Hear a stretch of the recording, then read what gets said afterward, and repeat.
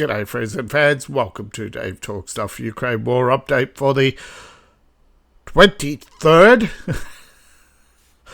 wow, 23rd of November 2025. Now, if you haven't noticed, Russia has actually decreased the amount of reporting it does, but so has Ukraine. But the stories that come out seem to be more substantive. I mean, both sides have toned down the name-calling, which is actually a good sign. Though the glazers, the sideline armchair, some of whom have greatly profited off putting out Ukrainian propaganda. Because here's the thing, if you put out Russian propaganda, outside of Russia, it's not going to be accepted. The Western powers that be will nuke your channel.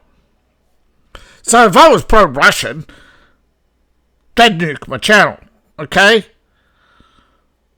Though, because some people, or a lot of people think I'm pro-Russian, they won't even watch the videos. So how do you know I'm pro-Russian if you won't watch the videos?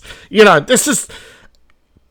And I also do think it's ageism, sexism, American firstism, all sorts of reasons why people don't want to listen. It's not just liberalism, okay?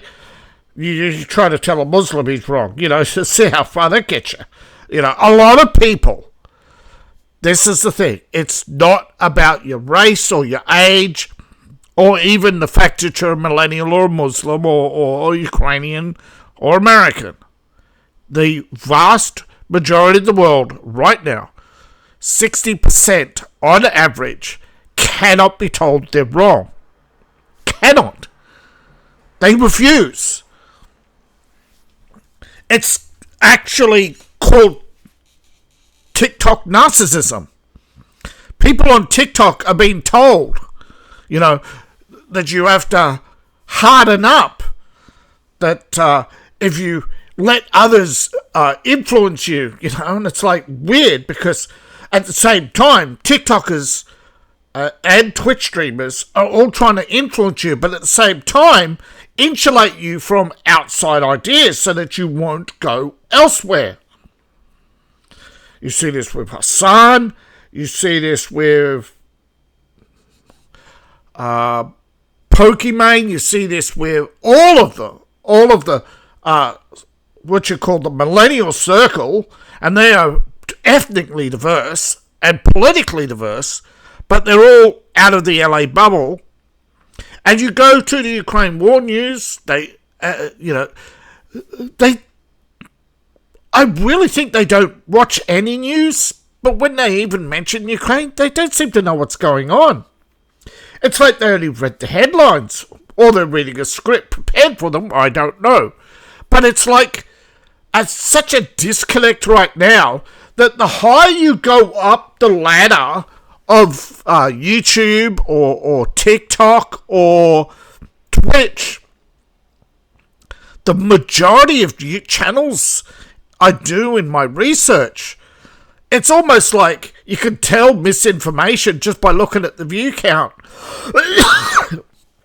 Because the more views somebody's getting, pardon me, it seems the more views someone's getting. And I don't want to be in that situation where I have a low view count because I'm telling the truth. Now I know every channel out there, Black TV, Hassan Abi, they all claim to be telling you the truth. Ukraine Independent, bringing you the truth. Times of India, bringing you the truth. But how many people out there go beyond the story and say,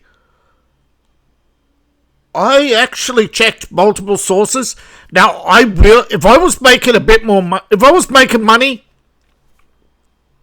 I'd be using ground news and bringing you just ground news. I can't afford it. I've asked for help multiple times. I've explained how I would use the money. It falls on deaf ears. So please, can people stop complaining?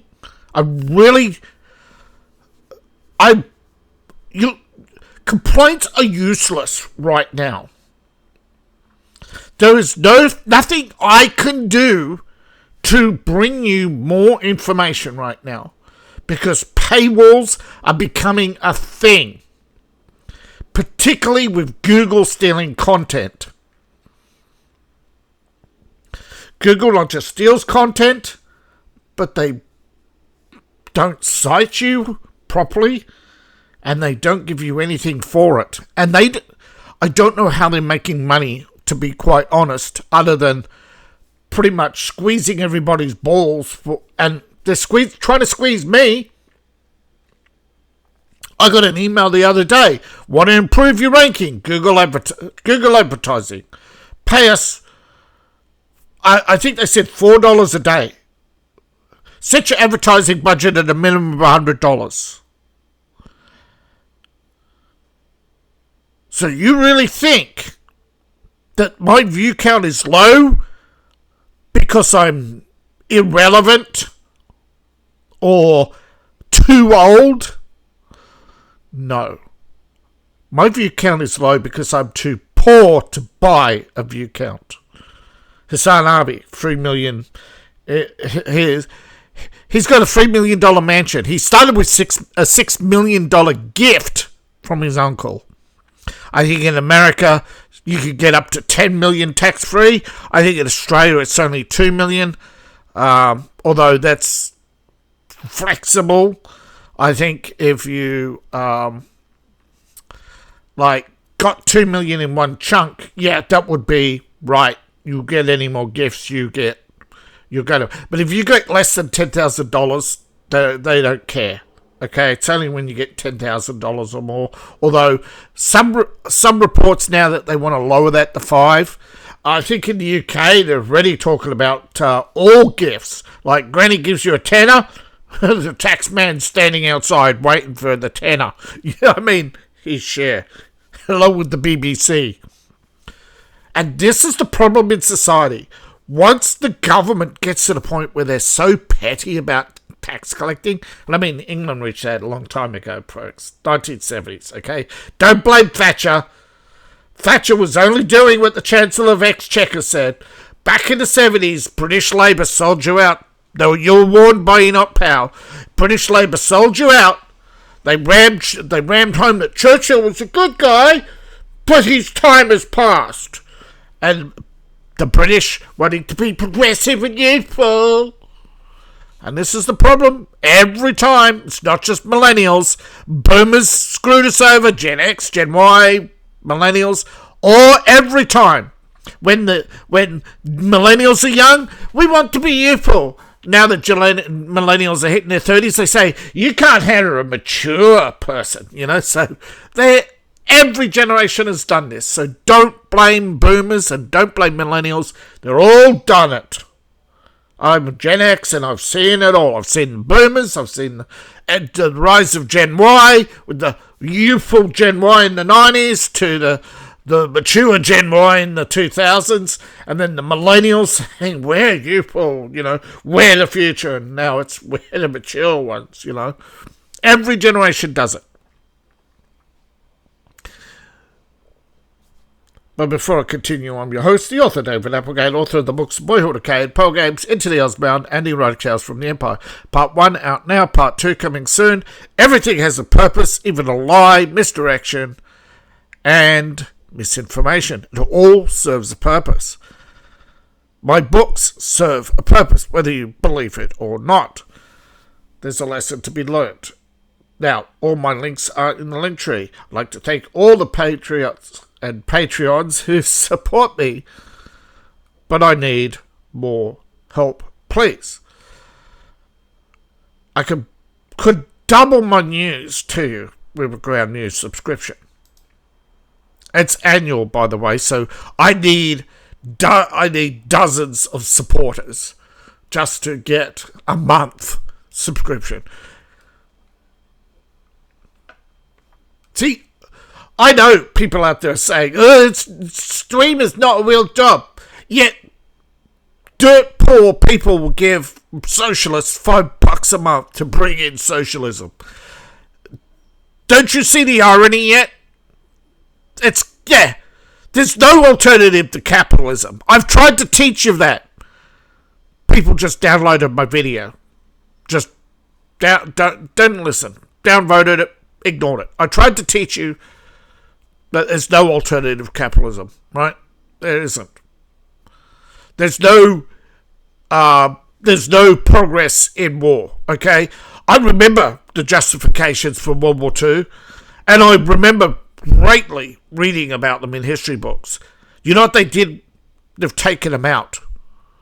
They got rid of the justifications for World War II because so many historians poked holes in it, because they were all done in retrospect, and they were highly biased. They were not historical facts. They planned World War II, set about dismantling the normal checks and balances, the foreigners putting in millions into the Nazi Party. Okay? Now, in Ukrainian politicians, by the way, Zelensky is 80% foreign funded. Most of them are at least 20% foreign funded. You know, if a Russian came to America and tried to even donate $1, you would never hear the end of it. But when George Soros and Alex and all these other NGOs interfere in foreign countries, you know, all these people complaining about Netanyahu, they all campaigned against him. And they all pat themselves on the back and telling you how they're saving humanity and saving democracy and stopping Nazis. No, it's all distraction and misdirection from their misdeeds. And people don't want to know. You know the boogeyman, but you don't want to do anything because, let's face it, Lindsey Graham ran on a platform almost consistently for 40 years of being not Democrat. It worked. It got him elected over and over and over again. But really, name his real achievements. I dare you. Because they're few and far between. I'm not saying he did absolutely nothing, but I'm saying you tie a brick to the lever, and that's his achievements. Okay, a monkey can pull the lever when told to pull the lever. Okay, most of your politicians are low IQ, high appealability. They have the right tones, the right posture, the right clothes, the right education. Most politicians, and I've seen this happen, if you've been in university, you may have noticed that kid who started wearing a suit to class. The clubs are all inviting him around. He's speaking at the Chancellor's Club or some other obscure, Toastmasters or the what's the other one? The fraternities of America and stuff like that. This is all what you would call grooming. They groom politicians. And over time, the problem is parties have forgotten that they're not supposed to groom politicians. They're supposed to be representative democracy or representative republic, depending on your nation. Ukraine has a system of university to politics, usually through the courts or through prosecutor's office and stuff like that. So prosecutors will go for politicians. But there's other stratas of society that are cut out. Now, Zelensky was picked or groomed by the Soros Foundation, depending on which story you want to believe, because he actually did at one stage claim he was groomed for politics, and said that if he was ever asked to run, he would. I think 2019 he revealed that he'd been trained by professional politicians to be a politician. He didn't even know that it was going to be a TV show. He actually thought it was a presidential campaign. And that's how they treated and then they came up as an excuse saying, no, that's just a gimmick. No, my friends. He was groomed to be a politician. Now, most of the time it actually fails. Look at Keir Starmer. When you groom people to be so phony, you never know what they really stand for. So it's hard. There are times that Zelensky has been incompetent, but lately, I think self-preservation has finally kicked in, and he realizes that when you groom a politician when an organization grooms a politician, they want to A, control you, and B, you're the fall guy. And I think Zelensky's woken up and realized that Klominsky and George Soros and many others groomed him to be their fall guy after they finished looting Ukraine. And he realized that he will go the same way as his predecessor, who had warned him that they will turn against you, just like they turned against me. He's talking about the 9 millionaires or billionaires that control Ukraine, who are known collectively as the Ukrainian Council, and they are in the Atlantic Council for Foreign Affairs. They do not live in Ukraine. They have financial interests in Ukraine. Most of them aren't Ukrainian. Larry Fink, one of the most influential Ukrainians, is an American politician, Colonel Vindman. Again, he's just using Ukraine for his own purposes, but that's what they do. They don't just groom the public. They don't just groom politicians. They groom the public through the media, which is why you need multiple media sources and multiple sources for yourself. I don't get most of my news from Fox. I get most of my news from multiple sources. I do not rely on one piece of information or one news service or one website. I don't rely on Google search engine. I do not believe that any monopoly can effectively, on a small scale, unless it's highly regulated and other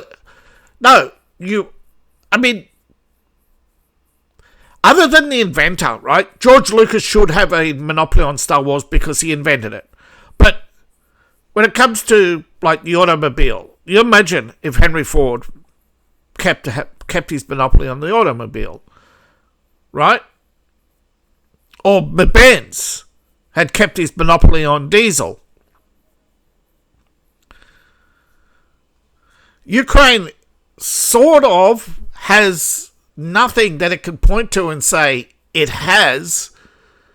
Now, a lot of people don't know this, but this is what the EU was originally about. Protecting the French wine industry, the Greek tourist industry, etc., right?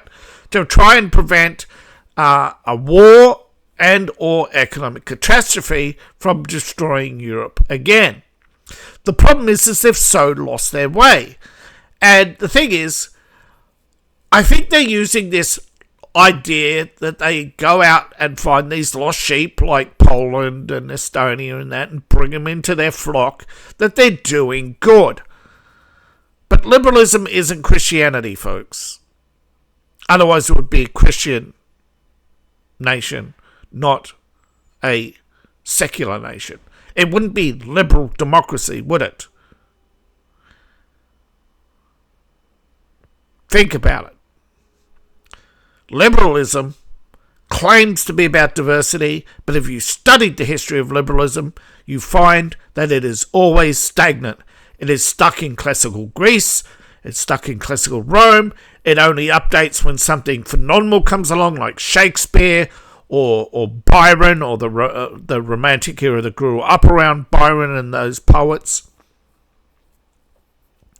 The golden years of Hollywood, they quickly dumped that, didn't they? You notice that? Dumped Hollywood, the classic era. They dropped the experimental era of the 80s. They now embrace the franchise era. You know, liberalism doesn't have a set of principles. That's the problem. And when you discover that it is so shallow, that is nothing more than collectivism dressed in a suit and tie, that whenever a failure or a crack appears, it's out with the SPAC, wears its patches all over its got patch sleeves and, you know, two different buttons. No button is the same, sorry. You know, it's got two different buttons on each side of the collar. You know, the collars are different. You know, you got the hip wide collar with the point, and on the other side you got the imperial. You know, the Chinese collar is actually called the imperial collar, don't you? It comes from Imperial China, not China. It's called the Imperial China because it was actually the imperial uniform, that short no lapel collar. So you have patchworked democracy, because democracy is full of failures, and it fails because, you know, the more freedom they want, the less checks and balances they want. But then at the same time, checks and balances give them control. So they get rid of the checks and balances on themselves and put more onto you in the name of safety, in the name of freedom. You know, we're going to protect freedom. We've got to protect the rights of gay trans pigeons in Portland.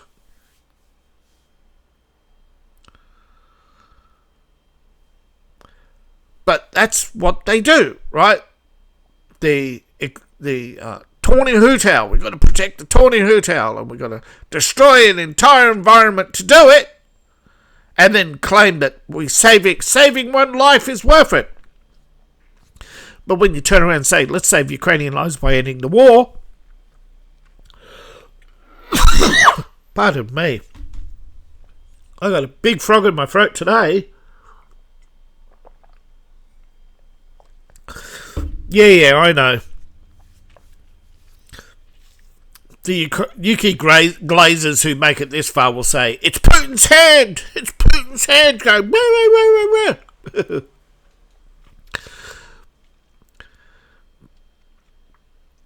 Now, when it comes to war updates, I'm checking. A lot of these stories are a day old, but yeah. Okay, so there probably was some fighting in the north, but very little. Is this new? I don't think this is new. I think this is yesterday as well. Yeah, fire at a fuel station. Drone. Ukrainian drone flew into a fuel station. It set fire, but I actually think it just burnt down the station. By the time the fire got there, there was just smolder. The fuel cap had sealed, you know, they'd done its job, you know, to stop the fire from spreading to the fuel. But, we're definitely not a military target. Maybe somebody saw a military truck one day and they said, oh, that's going to be one of Putin's secret hideouts, you know. But never underestimate. Look, ask a vet how brilliant military intelligence is, okay? All right. Little bit of fighting. There's less fighting today in the north.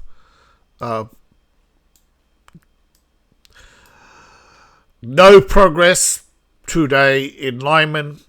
Only fragment, possibly a block in Ukraine, in it's in Ukraine, Seversk. All right, we go to Kursk, and there's nothing. Okay, no change between Chavez. Little bit. Again, it could be just the way the map renders, but I think they're slowly spreading west here to fill this in, but it's slow progress. After making significant progress here, I think weather and conditions of the battlefield, exhaustion, both sides are slowing down. That happens, 6 weeks of off and on fighting. There's going to be troop rotations. The Russians, for whatever reason you think, right, but whatever reason they say, it's still a good thing that they're allowing Ukrainians to leave these towns. Just try to come back and they open fire. That's where I think most of this is they only open fire when they try to come back. Oops. Jeez, I clicked a position on the map and it auto-scrolled to it. Yet if I do it here, it doesn't happen. It's weird because there's no markers there. Alright. But I also think another reason why there's a lull in fighting in other areas is the breakthrough here. Okay, whenever there's a breakthrough, whatever supply trucks are going to head out that day, they get divvied up. The commander with the most wins gets the supply truck. Sorry, extra supply truck. They all get a supply truck, but it's the guy who wins the day gets an extra supply truck. And this is how I think Putin encourages competition amongst these men, though he also has made it clear the loser gets the reckless award. And you may not like his tactics, but it's working. Okay? You don't have to like him to actually understand him. And understanding him doesn't mean you like him. And as you can see, Ternavati, the Russians have advanced. Now it's weird because the cauldron is forming closer. It would normally go further north, but it's actually about cutting these roads. They're not. And it appears now that they're not forming a cauldron around Turn, but just cutting these roads to cut off Hulapol. Right, and the actual target is Pokrovsky, which means they have to head up towards here and cut the road somewhere here because they don't want to get too close to... Because remember, this is the box. This box is better defended than other parts of Ukraine. It's like, though 60% of Ukrainian forces are in these two lines, allegedly. We cannot verify any information from various sources because various sources all repeat each other. That's another problem with, we don't like Fox News. Well, guess what? Most of them are at the same news conferences at the same time. Okay, they all have one source. Okay, they all have the same sources. They're all at the same conferences. If one gets a call out it's like people don't understand what's really going on. Okay, and I'm trying to cut through that. And right now, as much as I've read, Kharkiv has been pretty successful at holding back the Russians compared to other areas. The only other area more successful has been Kherson. Russia can't cross the river, and they can't unseat the Ukrainians at Kherson, but neither can Kherson cross the river. It's Dayton, which I said, had Ukraine set up using more of these rivers as barriers and set up a shorter battle line. The problem with the shorter battle line is that you have from Bryansk. It is a lot of Ukraine, but it was.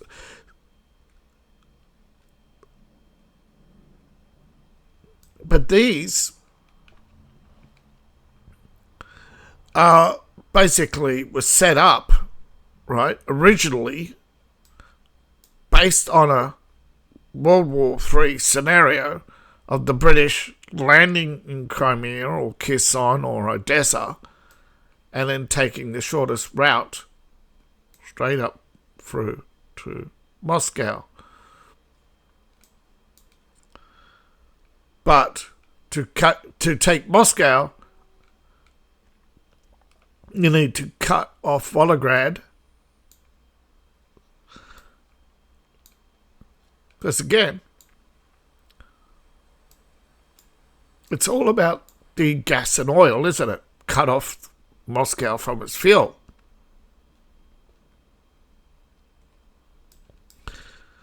Now we have a few markers. Ukraine has struck out as recording an hour ago, 16 hours ago. Yay. So we have old stories updating that weren't there before. Yeah, explosions in Crimea, explosions. Yeah, there are also explosions. There's drones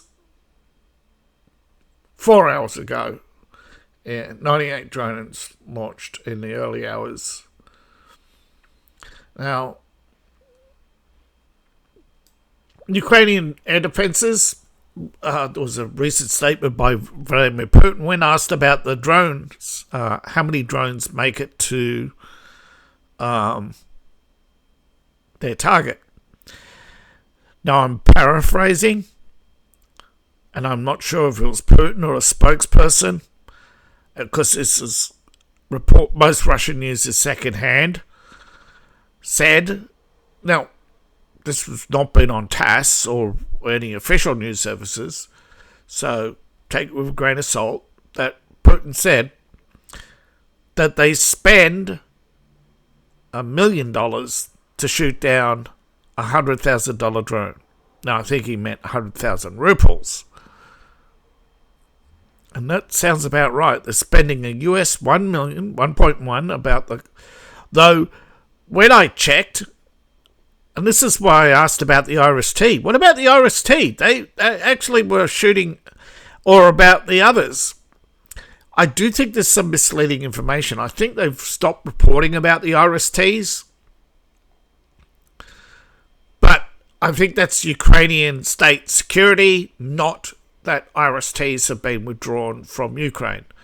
So the Germans have not confirmed that Iris-Ts have been withdrawn, and they merely, when asked about them, they did eventually reply and say, this was, I think, 4 hours after I finished recording, that they said that they no longer comment on issues of Ukrainian security directly. So those who, I think I've noticed and many people notice, Iris-Ts are no longer reported about, but still, yesterday it was confirmed that the most successful vehicle in Ukraine was the M2, the Bradley. Now, J.D. Vance was asked about, well, he responded to criticism, He was asked about criticism of Trump's Ukrainian peace plan. I think the criticism came from Ursula von der Leyen. I'm not sure, but he responded broadly that his 28 peace plan brings to an end more than 3 years of conflict, pushing back that criticism is not based on critical reality. He upped things like stop the killing, preserving Ukrainian sovereignty, be acceptable to both Ukraine and Russia, maximise the chances the war doesn't restart. Now, this is,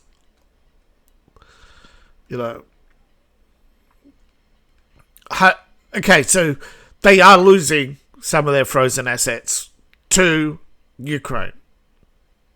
So, again, pushing back on the idea that this is a kiss of Putin's ring. Again, liberals criticise because they're immature.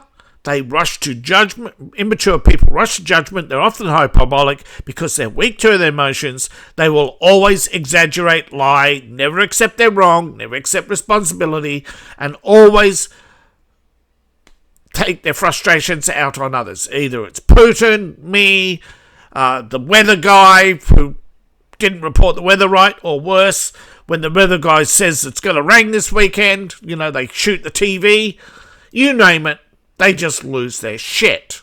It's just an excuse to lose their shit, okay? Because they're anger addicts, okay? Liberals are anger addicts. They want to be miserable because it's a drug. They want to be miserable because misery makes them triggered. And because they're triggered, they get to be angry. And then they go off and secretly laugh or even masturbate to their opponent's dismay about how stupid they are. I mean, we're all laughing at liberals, but the problem is the liberals think they're laughing at us because they hurt our feelings. Because that's all they care about is feelings. Oh, we triggered you, ha ha ha ha, and then they go in their room and get, rock backwards and forwards. That self-soothing is actually a form of masturbation, if you didn't know. However, primarily, criticism of Vladimir Zelensky is rarely accepted. Usually criticising Zelensky gets you called a Putin bot and people downvote your video. But this is one of these rare times that you can't criticise because he is between a rock and a hard place, right? He has a den of vipers around him. See, it's not just him honouring the peace agreement, it's the rest of Ukraine honouring the peace agreement. It's Ukraine accepting the peace agreement. Now, Zelensky and J.D. Vance spoke, as well as Dan Driscoll spoke with Ukraine. A lot of people have spoken to Ukraine by now. Zelensky's currently or headed to Geneva, I'm not sure which, but he's going to be talking in a press conference, so I would say he's probably already in Geneva, but he said it was not just appropriate, he actually in another interview expressed gratitude that Ukraine was given time. That he also asked that if the peace deal makes progress, whether or not the deadline can be extended. Now, apparently that it's going to take time to approve it, and that it has to be sold to the Ukrainian public, it has to be sold to Putin, it has to be sold to the Russian public, but I think there are conditions, and that's why we don't know the full 28 points. Now, Putin has it's been claimed that Putin wishes to continue the war despite heavy combat casualties. Again, this is BBC speculation. Again, now, limiting Ukraine's military to 600,000, that enables them to defend, because you need at these days at least 1.2 million to be an offensive army. You look at, you may say, oh, but what about Hamas? And you go, well, look at how many Hamas glazers are around the world. That counts. All right, Russia controls currently about 20% of Ukrainian territory and slow progress. And then again, they add their opinion. Yeah. In war, America lost more personnel than Nazi Germany lost personnel. It did not stop American advances. Idiots. They know nothing about war other than how to profit off it with rage bait. Okay? The BBC loves war because it gives them ratings.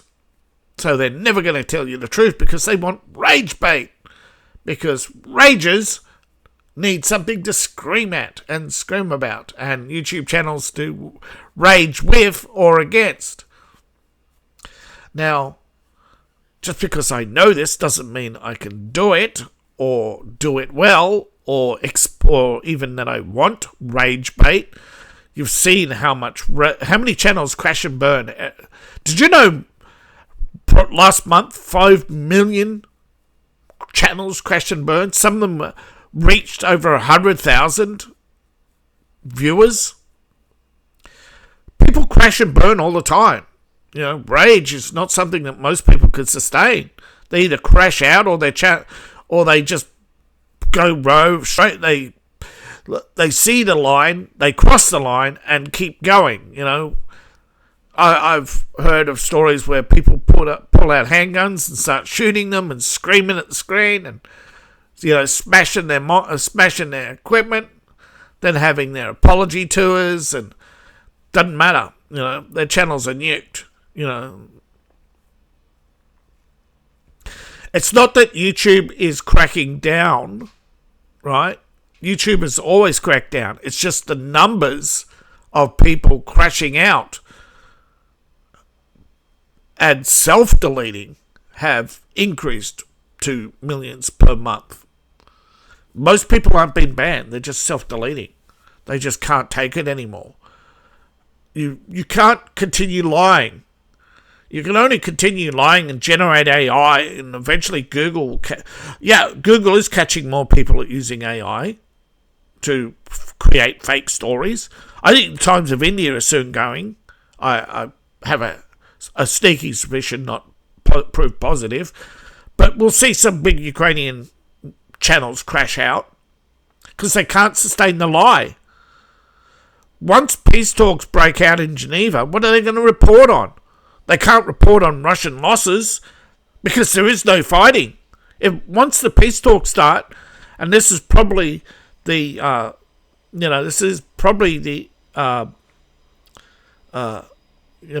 be-all, end-all of peace talks, hopefully. And if they are, you'll see a ceasefire, like we've seen before, and it'll be fragile, there'll be violations, but there won't be daily news for people to report on other than the peace talks and a few violations here and there, maybe a return to fighting. But the media, that's what the media wants. Will there be a return to fighting? Will Putin accept? But eventually those will grind down. And I think one of the reasons why Russia is holding out is because they are getting off and watching the West implode, particularly all these phonies, because in their own mind, they want to see these people crash out. They love watching their critics fail. Even when these channels probably started with genuine criticism. Now, US, Ukraine, European officials are to hold peace talks. And as a short time ago, the meeting started. 23 minutes ago at the time of recording. So a few hours when you're watching, when it goes live. But of course, General Kellogg, I believe Kellogg is the instigator of the deadline, and to push the deadline, he himself resigned and says he does not want to repeat the situation with the Minsk agreements. That he believes the agreements were sabotaged by Kiev with the support of Berlin and Paris. He means Berlin, Paris, and London, but Berlin and Paris are the ones who primarily shipped arms into Ukraine. Boris Johnson just went to Ukraine to give a nod, but apparently Poland, Berlin, and Paris had already shipped weapons to Ukraine to continue this war. Right, back in 22. Now, he is working to resolve the situation. He doesn't want history to repeat. This is Minsk 1 and 2. Does not want see a resolution, then a set of measures agreed upon to be completely ignored. Now, the US apparently, don't know how true this is, but apparently security guarantees have, how do you say it? If, but, or maybe. These are weasel words. Okay? But credible. See, is close. TASS is saying that they have a fear, but they don't want to use that word. So they yet credible that US may offer. Now that's a naval. That's a naval tomahawk, right? They're different ones, right? Those are launched by ships and submarines, air launched. They have the big wings. Some of the land-based ones.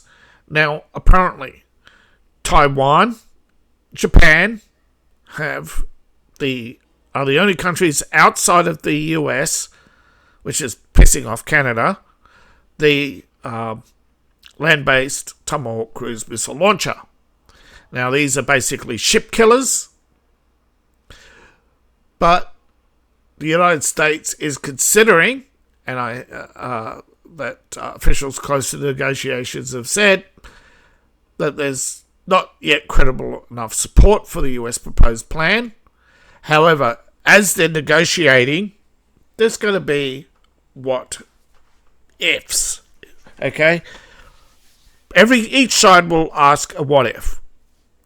Ukraine in particular is going to say, what if Russia doesn't do the agreement? What if Russia doesn't sign? What if Russia doesn't meet its deadlines? What if they want, that's what a security guarantee is, right? That it's not just tick a box and walk away, Jimmy Carter. See, Jimmy Carter carried a big mouth and wagging his finger and stirred the emotion of liberals, so he got their support. But when it came to substance and follow through or success, he's a minnow who could build a handful of houses for some people, call it Habitats for Humanity, and then basically pat himself on the back, and along with liberals. But self-congratulations do not save society. But Tomahawk missiles, I do think that Russia's saying out loud that we know you're considering them. That's what you have to do, is try and consider why a story is reported. Russia finds this amusing. We don't need to go into it. Now, Russia is amused and feel that this is a positive move because in the past they have maintained that Zelensky is the obstacle to peace. Now it's looking more and more that Zelensky has realised that he's the fall guy and that his chief of staff and his and his advisors are the obstacle of peace and cost Ukraine lives. And he also realises that his boys have packed their bags ready for Switzerland long before he had packed his bags. I honestly think Zelensky thought that Ukraine was going to win within 2 years, push back Crimea, he would move back into his $1 million mansion and be the hero of Ukraine and have a consultancy job as Captain Sky Shield for some European missile defense system.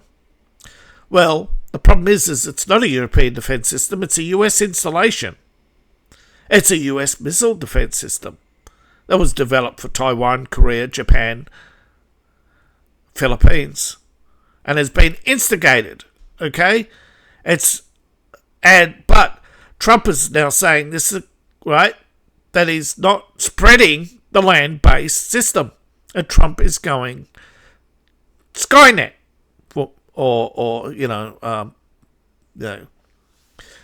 Ronald Reagan, wants to launch along with Elon these huge anti-ballistic missile lasers or railguns, depending on who you ask. Now, the Thor railgun is, in reality, it was unveiled recently by Japan. Dragonfire laser was recently revealed by the UK. The US Gerald Ford has for some time had a laser system on it. Obama, when he was president, removed the laser systems from the Aegis, claiming that it was costing the Navy too much money in optics to maintain. That turned out to be a lie. He also cancelled a weapons program which didn't decrease cost or spending, it actually increased it, because now it costs lots of money to finish the existing projects and pay out all the contracts that they had signed up, contractors they had signed up. And in fact, the ships they would have built would have replaced aging equipment, aging ships, retired some ships, and basically have less crew on more ships,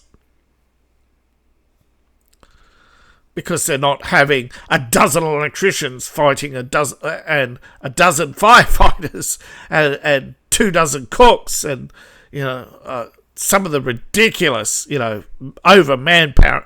Some warships aren't over manpower, but some basically floating fortresses with almost no room to breathe, where if someone gets up out of bed, it's only for somebody to take his bed, and they join the long line of people moving around the ship in constant motion, and you get into your seat, you watch the sonar screen for an hour, you get up to go take a break, somebody's sliding into your seat, and if you don't get up in time, they're pushing you out. This is the ridiculous over jobs programs, that multiple countries suffer from. It's not just the US. But Tomek is a historian in Germany, works for universities.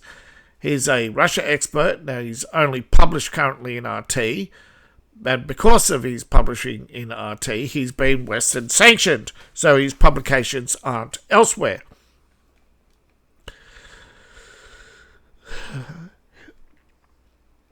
But he cites Ukrainian sources. Now, what Turek has picked up on, and is important to note, is that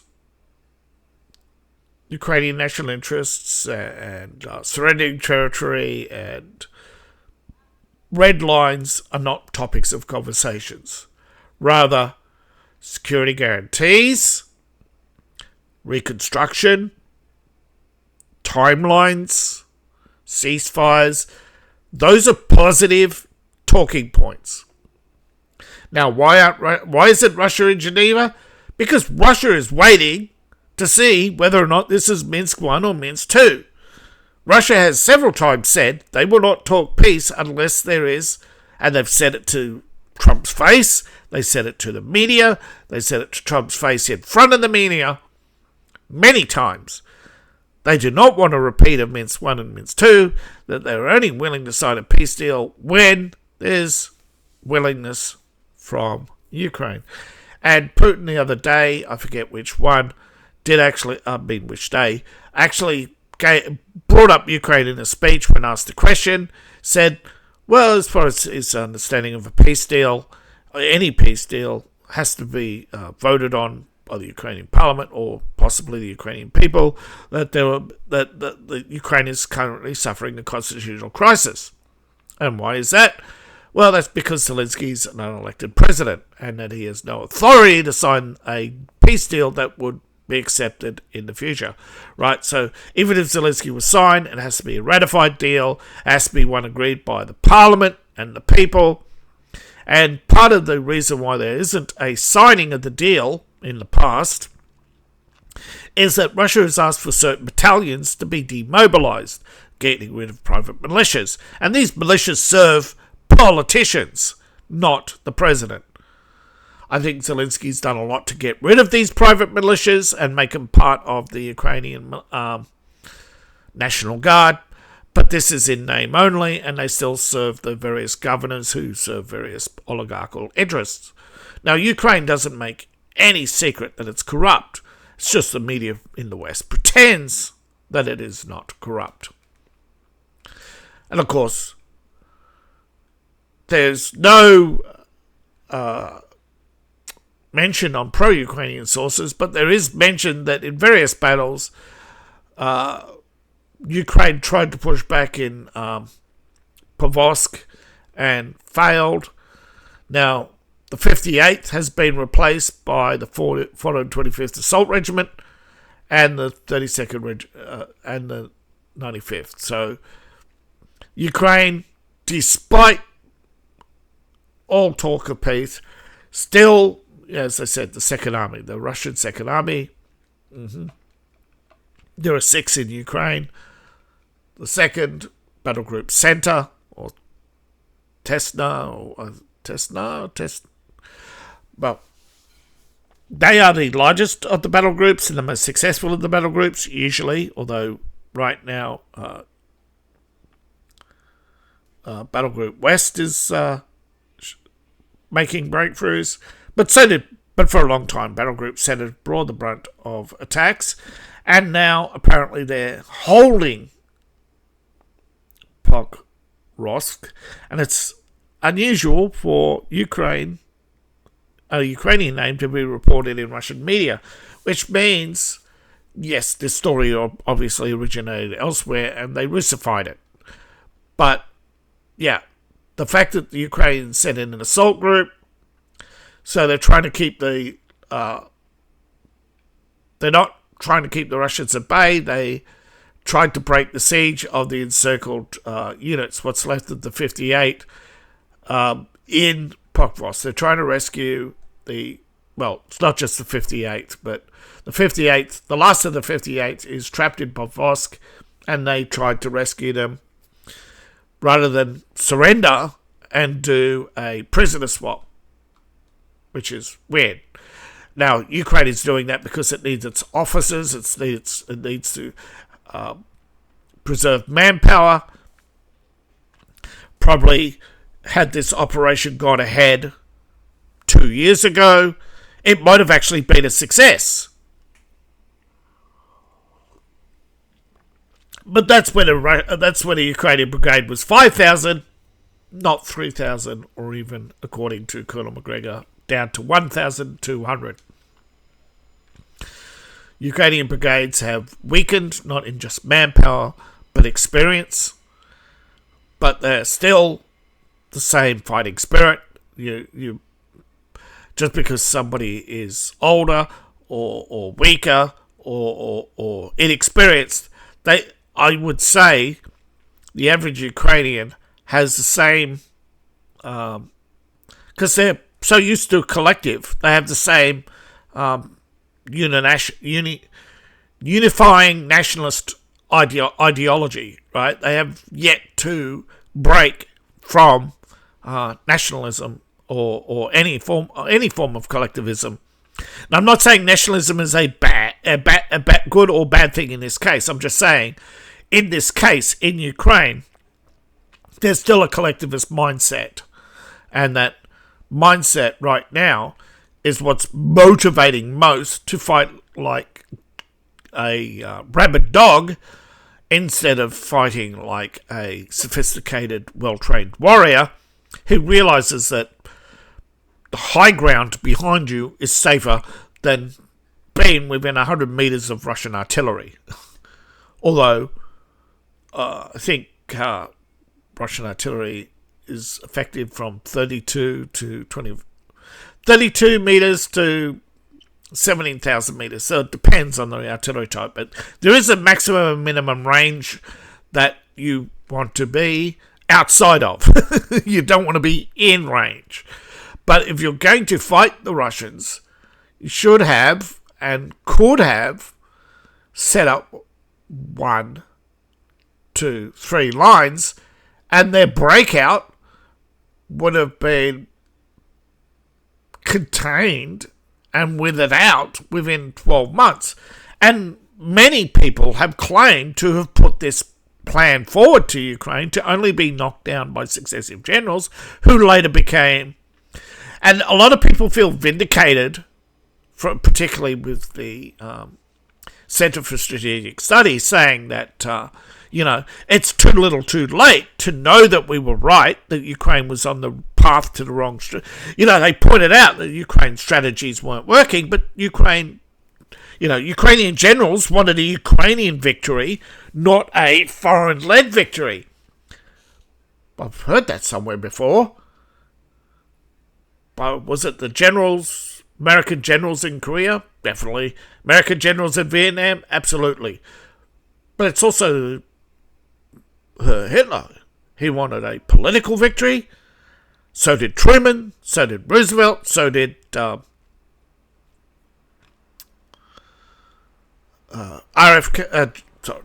JFK won a political victory in Vietnam. He said he could bomb them into submission, so he didn't send troops, and then he turned against the war when things went sour. Is what politicians do. That's why you never trust politicians. They will always turn against you. I guess that's why people want to label Trump as a politician, not a businessman. Politics is cancer, folks. The sooner we dismantle political systems, the better. We need representations. Thank you for watching. Please like, share, and subscribe. And please support the channel. You can support the channel on Ko-Fi, Patreon, of which I have 2, and buy my books, buy merch. All my links are in the link tree description below, in my profile. Scan the QR code on the screen. Please and thank you. See you in the next video, and bye for now.